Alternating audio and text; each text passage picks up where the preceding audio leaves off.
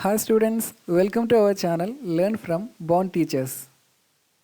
We have studied that charge and mass are the properties of matter. So in this video, we are going to compare these two quantities. We can tabulate the similarities and dissimilarities. Let us take the similarities first. As we said, both are properties of matter.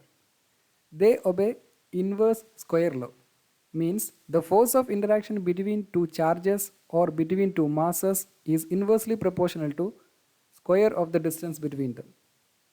They are scalar quantities. These are having only magnitude, no direction. Now we can take the dissimilarities. Electric charge may be positive or negative, but there is only one kind of mass. Charge is strictly conserved.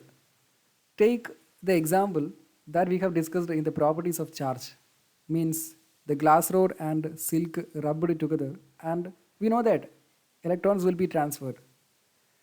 The total charge before rubbing and after rubbing in the system will be the same. So charge is conserved. But in the case of mass, it is not conserved.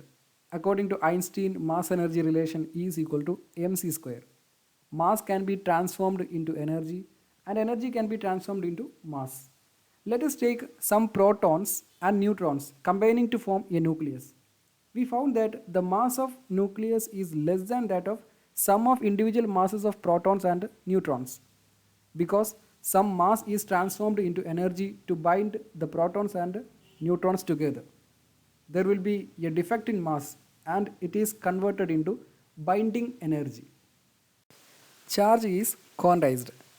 In a body, normally it is having equal number of positive and negative charges. We can say it is a neutral body. Loss of electron makes the body as positively charged and gain of electron makes the body as negatively charged. Total positive or negative charge on the body will be the integral multiple of charge of electron. So charge is quantized.